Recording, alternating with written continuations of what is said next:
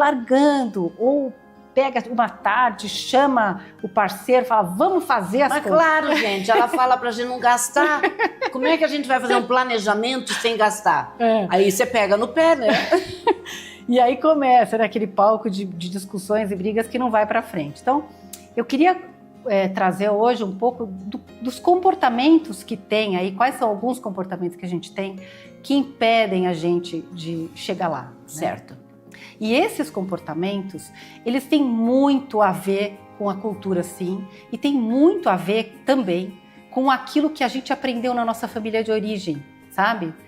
Então, se a gente viveu, por exemplo, numa família onde o tema dinheiro era um tema tratado como uma oportunidade, como uma possibilidade de crescimento, normalmente a gente está mais predisposto a falar sobre isso, né? Então, se era um lugar de crescimento e o outro é um lugar de brigas, né? Se era um lugar de fartura e o outro é um lugar de restrição, dependendo das experiências que a gente teve na vida, a gente está mais propenso ou menos propenso a falar disso, né?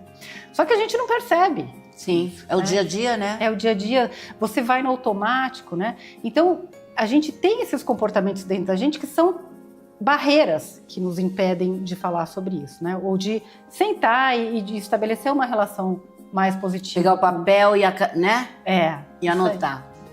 Então, eu vou te contar alguns. E aí você me conta se tem algum desses que pega no teu fígado. Rim, coração. Assim, bem comuns que acontecem, né? Primeiro, assim, a pessoa fala assim, eu vou fazer meu planejamento, mas ela fala assim, eu não sou bom de matemática.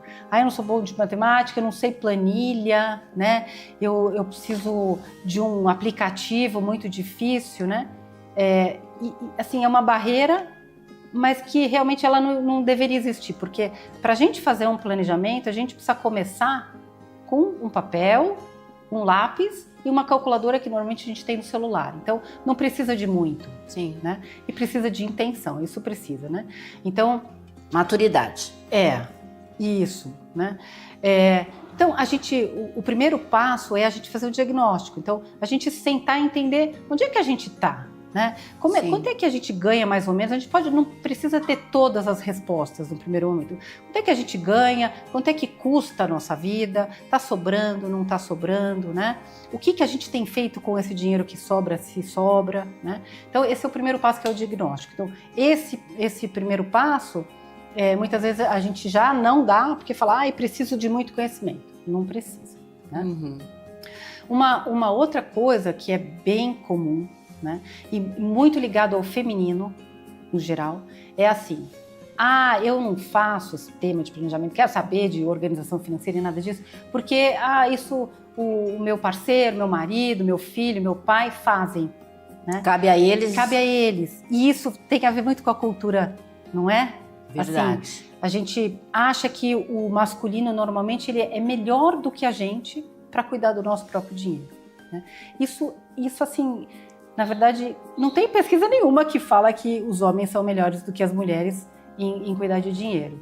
E nem que as mulheres não são capazes, né? Mas abrindo um parênteses aí, me desculpa. Imagine, vamos lá. Deixa eu te falar uma coisa. Algum tempo atrás, a gente ouvia muito falar assim, a esposa, a mulher em casa, ela também tem uma calculadora na cabeça. Né? Sim. Ela que compra os mantimentos, ela que sabe aonde gastar o dinheiro. Quer dizer, existe aí um mundo paralelo de mulheres que sabem como gastar o dinheiro do seu parceiro, do seu marido, né? E aquela que não tá nem aí, nem com o dinheiro dela e nem com o dinheiro da família. Então, você vê que curioso, né? Porque a mulher, ela tem um papel, né, na nossa cultura, que é o dinheiro, normalmente a gente chama do pequeno dinheiro, né? O dinheiro do dia a dia, de administrar, e ela faz isso muito bem. Muito bem. E normalmente as decisões femininas são muito ligadas, são decisões muito melhores, porque ela cuida do futuro.